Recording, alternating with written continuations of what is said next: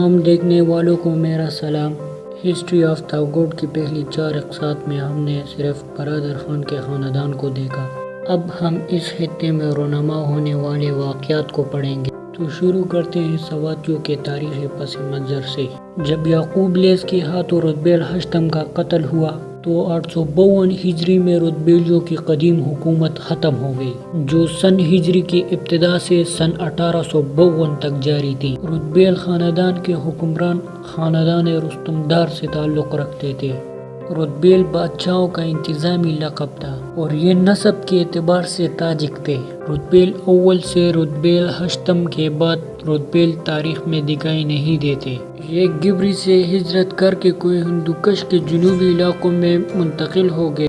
کوئی ہندوکش کے جنوب میں بلخ، بدخشاں اور کینٹ کے علاقے آتے اور وہاں علاقائی حکومتیں قائم کی۔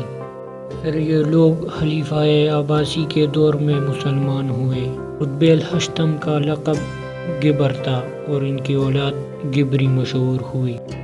عماد الدین ایک غوری سردار تھا جس کی مدد سے سلطان فگیل اور سلطان بہرام نے لغمان، وادی گندھارا، باجوڑ، ہزارہ، کشمیر اور ہندومت کے علاقے فتح کیے۔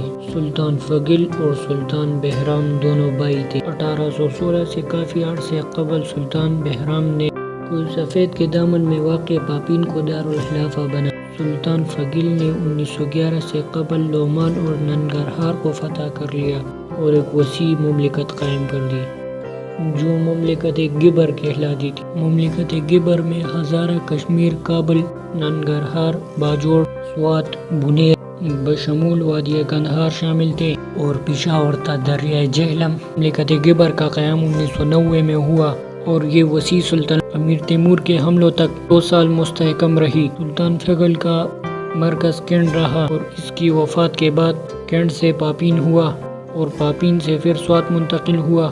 امیر تیمور کے حملوں کے نتیجے میں لغمان، ننگرہار اور کابل کے علاقے ان کی تسلط سے نکل گئے۔ چنگیز خان کے حملوں کے بعد مملکت گبر کے اندرونی انتظام میں خلل نہیں آیا کیونکہ سلطان فگیل کا بیٹا سلطان جہانگیر اپنے آباء و اجداد کے بعد مضبوط ترین حکمران تھا۔ ادیانہ سوات کا پرانا نام تھا اور راجہ گیرا سوات کا آخری کافر حکمران تھا۔ سلطان نے اپنے بیٹوں اور سرداروں کے ساتھ سوات پر حملہ کر دیا۔ جنگ ہیبت گرام کے مقام پر شروع ہوئی۔ جنگ تو سلطان جیت گیا اور سوات بھی فتح ہو گیا، لیکن سلطان نے اپنا فرزند سلطان دشرا کو دیا۔ ادیانہ یعنی سوات اب سواتیوں کے قبضے میں تھا۔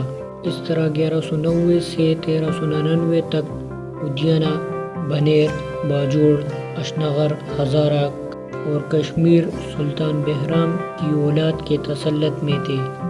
جب سواتی ادیانہ میں آباد ہوئے تو ادیانہ کا نام سوات میں تبدیل ہو گیا۔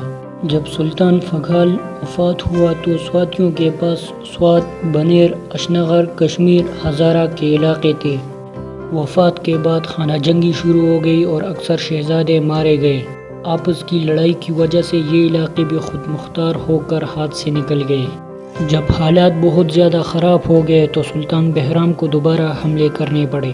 چنانچہ ننگرہار، باجوڑ، سوات، ہزارہ اور کشمیر پر دوبارہ حملے کر کے سلطنت قائم کی گئی، جس کا نام سلطان فگال کے نام پر پکلی سلطنت پڑ گیا۔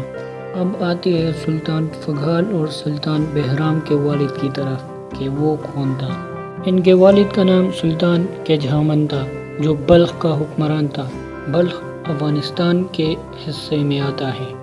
اس کے 2 بیٹے تھے، سلطان فگال اور سلطان بہرام۔ سلطان بہرام افغانستان میں مدفون ہے اور سلطان فگال پہلے وفات ہوئے تھے۔ سلطان فگال کے 8 بیٹے تھے، ان میں ایک کا نام دشرا تھا۔